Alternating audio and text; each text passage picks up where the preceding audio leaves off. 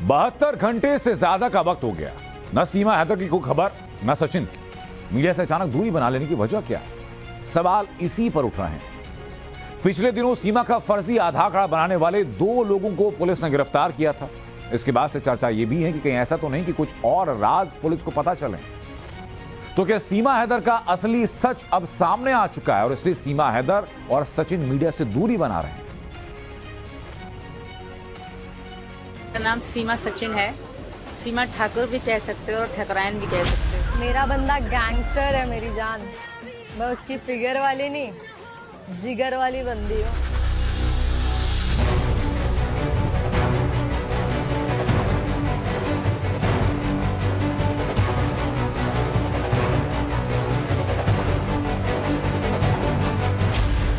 Scene से कहां गायब हो गई सीमा हैदर? एटीएस को मिल गया पक्का सबूत।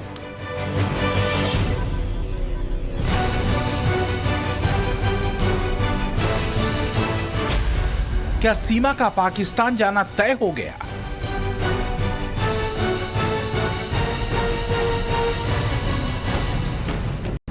सीमा हैदर मीडिया से दूर है, कहां है किसी को नहीं मालूम। सचिन के प्रेम में सीमाएं लांघ जाने वाली सीमा एकदम से गायब है।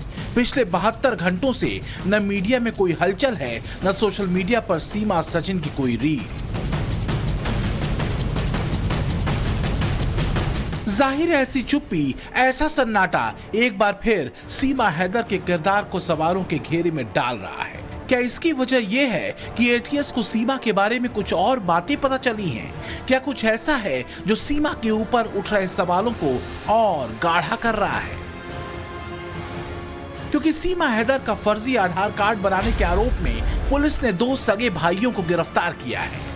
दोनों पर सीमा का फर्जी आधार बनाने का आरोप है। दोनों आरोपी बुलंदशहर के रहने वाले हैं। तो क्या दोनों आरोपियों से पूछताछ में सीमा हैदर को लेकर कुछ और क्लू एटीएस के हाथ लगे हैं? और क्या किसी राज के फाश हो जाने की वजह से सीमा की तबीयत पिछले दिनों बिगड़ गई थी?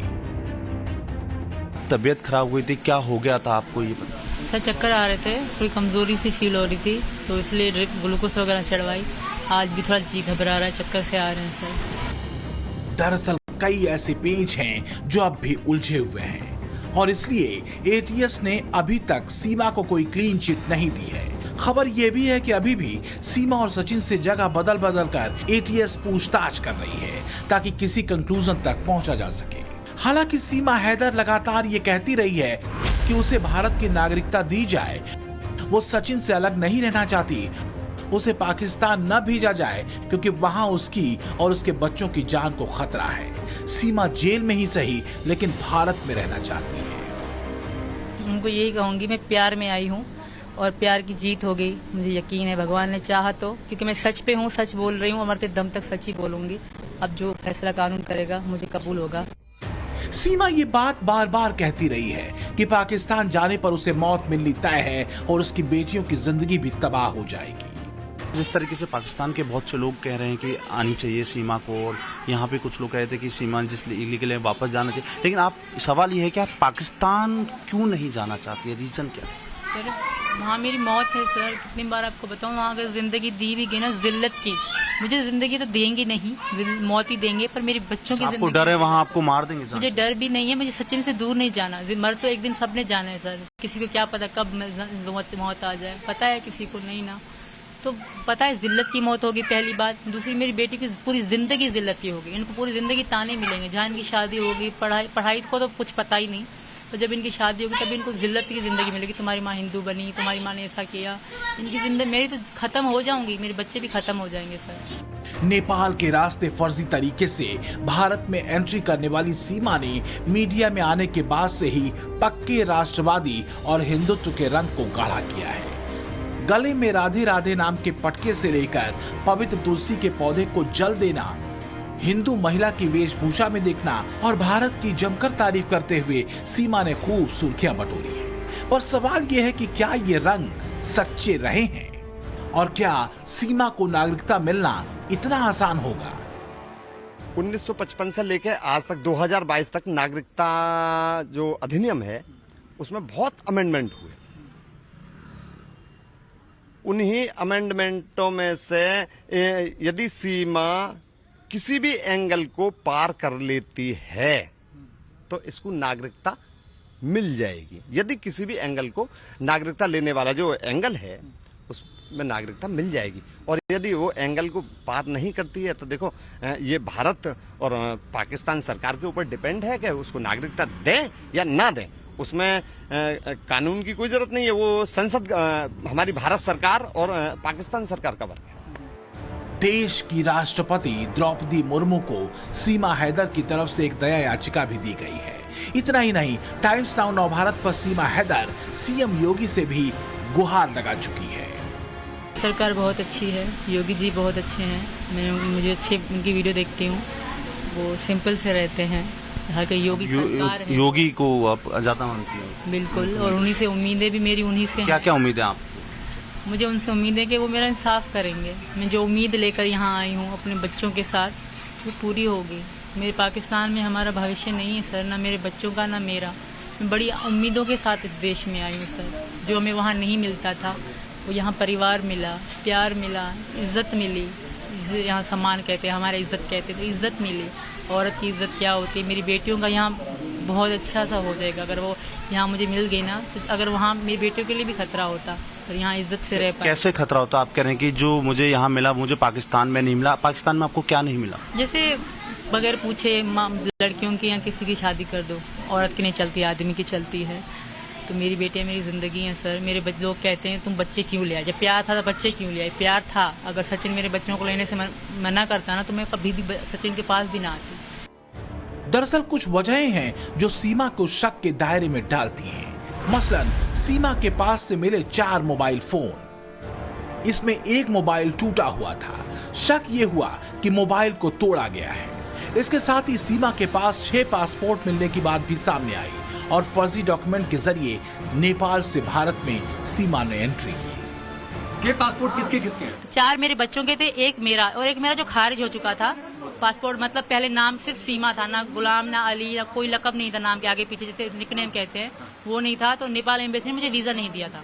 दोबारा मैंने बनवाया अक्टूबर में ही। ये झूठ कहा जा रहा है कि सीमा ने 8 मई को पासपोर्ट बनाया, 13 मई को इंडिया पहुंच गई। बिल्कुल सरासर झूठ, ऐसा कुछ भी नहीं है। 6 पासपोर्ट की जरूरत क्यों? एक फोन टूटता है वो भी पाकिस्तान वाला। वो अब नहीं टूटा सर, वो अब नहीं टूटा। वो टूटा था साल पहले। रीनो 6 उस फोन का नाम है। जो अब टूटा था वो मेरी छोटी बेटी का था, उससे गिर गया था। जहाँ हम रह रहे थे किराए पे, वहाँ एक छाल जाली सी बनी, उससे गिर गया था नीचे। उसमें ऐसा कुछ भी नहीं है, फिर भी वहीं पड़े हुए हैं। जो भी होगा जाहिर हो जाएगा सर। हर सवाल का जवाब देने वाली सीमा बीते 72 घंटे से गायब है। क्या उसे मीडिया से दूर रहने के लिए कहा गया है या फिर कोई और राज है जिसका खुलासा सीमा से पूछताछ में हुआ है? हालांकि सीमा हैदर के वकील एपी सिंह दावा करते हैं कि चूंकि सीमा सचिन की पत्नी बन चुकी है, उसने हिंदू धर्म अपना लिया है, इसके सारे साक्ष्य हैं, लिहाजा भारत की नागरिकता सीमा को दी जानी चाहिए। इसने धर्म पाकिस्तान में ही बदल लिया, 2 करवा चौथ रख ली। भारत में आई तो बिंदी, सिंदूर, पैरों के बिछुआ, गले का मंगलसूत्र, हाथ की चूड़ी और मेहंदी के साथ आई है। सचिन की पत्नी बन के आई। भारत की पत्नी बन के हिंदू मैरिज एक्ट कहती है, सिटीजनशिप एक्ट भी कहता है कि उसे स्वीकार है। मैंने हजारों उदाहरण और दिए हैं। अच्छा वकील साहब, एक मेरा और सवाल है। ऐसा मिलता जुलता और कोई केस जिसमें आपने नागरिकता अप्लाई की और नागरिकता हो गई हो या किसी और ने की हो, ऐसा कुछ बताइए। मैंने 5000 डिटेल दी है होम मिनिस्ट्री से निकलवा के, जो पाकिस्तान से आई, पाकिस्तान से आई हैं, बांग्लादेश से आई हैं, मुस्लिम धर्म की आई हैं, बांग्लादेश, अफगानिस्तान ऐसे ही आए हैं, रखे गए। उसके बाद उन्हें एप्लीकेशन उन्होंने मूव की। मूव होने के बाद उन्हें नागरिकता समय समय पर जिलाधिकारी ने दी। उदयपुर राजस्थान में दी, अलवर में दी, गुड़गांव में दी। मैंने वो सारी लिस्ट निकाल के पूरी वो लगाई हुई है। मुद्दा नागरिकता का बाद में आता है। पहले तो अभी यह तय होना है कि सीमा कोई जासूस नहीं है। एटीएस से क्लीन चिट मिलनी अभी बाकी है। तो क्या इसलिए सीमा 72 घंटे से गायब है? कहीं ऐसा तो नहीं कि सीमा हैदर का फर्जी आधार कार्ड बनाने वाले आरोपियों और सीमा को आमने सामने बिठाकर असली सच तक पहुंचने की कोशिश एटीएस की है? या फिर सीमा हैदर को वापस पाकिस्तान भेजने की तैयारी है? Bureau report, times now, Navbharat. पिछले दिनों मणिपुर पर आए देश को शर्मसार करने वाले वीडियो पर केंद्र सरकार का एक्शन बेहद सख्त है। अब इस पूरी घटना की जांच सीबीआई को सौंप दी गई। पुलिस ने वो फोन बरामद कर लिया जिससे पूरा वीडियो बनाया गया था। तो एक तरफ ताबड़तोड़ एक्शन है तो दूसरी तरफ विपक्ष का काला कपड़ा पहनकर मणिपुर हिंसा पर किया गया विरोध प्रदर्शन। नए विपक्षी गठबंधन की पूरी कोशिश इस मुद्दे पर केंद्र सरकार को बैकफुट पर धकेलने की है, लेकिन सच मजबूत तथ्यों के साथ खड़ा है।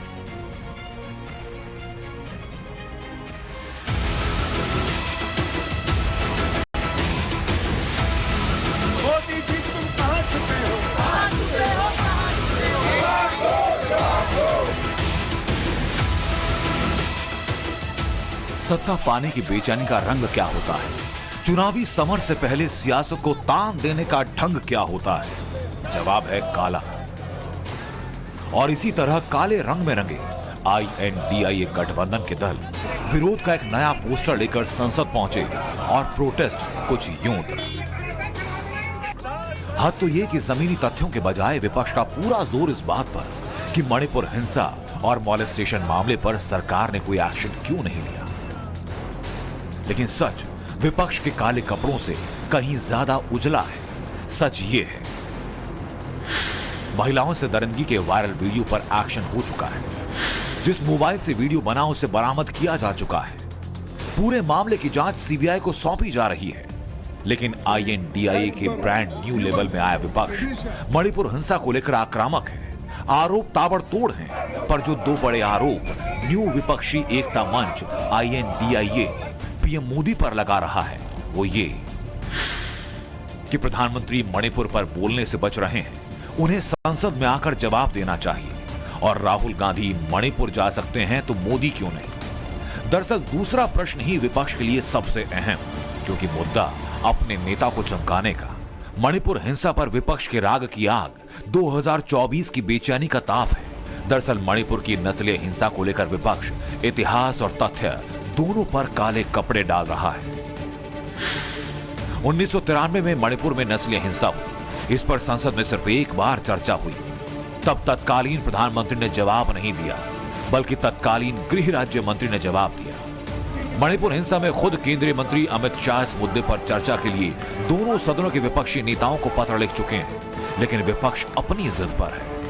मैंने आज दोनों सदन के विपक्ष के नेता को पत्र लिखा है कि कितनी भी लंबी चर्चा के लिए मैं तैयार हूं।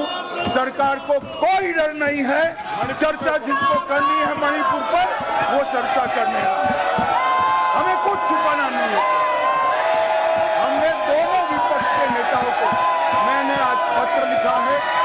मैं कहता हूं कि जनता आपको देख रही है, चुनाव में जाना है, जनता के खौफ को ध्यान में रखे और मणिपुर जैसे संवेदनशील इश्यू पर चर्चा के लिए उचित माहौल सदन में बनाइए, ऐसी मेरी विनती है। सवाल यह है, क्या विपक्ष का असली मुद्दा मणिपुर हिंसा पर चर्चा के बजाय अपनी राजनीति चमकाना ज्यादा है? एक और तथ्य जिसको विपक्ष साफ छिपा रहा है, जिसकी चर्चा ही नहीं है। सूबे में जातीय संघर्ष के बीच गृह मंत्री ने मणिपुर में 3 दिन बिताए, जबकि गृह राज्य मंत्री नित्यानंद राय 22 दिनों के लिए मणिपुर में थे। समुदायों को बातचीत की मेज पर लाने की कोशिशें लगातार जारी हैं। सूत्रों के मुताबिक प्रधानमंत्री मोदी व्यक्तिगत रूप से मणिपुर में हर घटनाक्रम पर नजर रख रहे हैं और हालात पर लगातार अपडेट ले रहे हैं। पीएम को मणिपुर के हालात के बारे में एक दिन में 3 बार जानकारी दी जा रही है। मणिपुर हिंसा में अब तक 6 मामले सीबीआई को सौंपे जा चुके हैं। 7वां केस शुक्रवार को सीबीआई को सौंपा जाएगा। बुरी तरह प्रभावित कुकी बहुल इलाकों में 3 जगहों से रियायती दरों पर हेलीकॉप्टर सेवाएं शुरू की गई ताकि विस्थापित लोगों को इम्फाल लाया जा सके। हेलीकॉप्टर टिकट के लिए 2000 रुपए का रियायती शुल्क है। तो वहीं मणिपुर में सेना, सीआरपीएफ और सीएपीएफ के 35,000 अतिरिक्त सुरक्षा कर्मी तैनात किए गए। सुरक्षा कर्मियों ने मैतेई बहुल इलाकों और कुकी बहुल पहाड़ी इलाकों के बीच एक बफर जोन बनाया और ये सारी तैयारियां विपक्ष के काले कपड़ों में बेचैनी भरे राग से पहले की गई। और असर ये कि 18 जुलाई के बाद से मणिपुर में हिंसा में कोई मौत नहीं हुई। 1993 में कांग्रेसी सरकार के दौर में जब 750 लोगों की मौत हिंसा में हुई, तब कांग्रेस सरकार ने गृह राज्य मंत्री को महज कुछ घंटों के दौरे पर भेजा, जबकि मणिपुर हिंसा के वक्त खुद गृह मंत्री अमित शाह ने 3 दिनों तक मणिपुर में कैंप किया। लेकिन INDIA गठबंधन की 2024 वाली बेचैनी नेताओं को चमकाना है और यही वजह है कि शोर मचाना है। Bureau report, times now Bharat.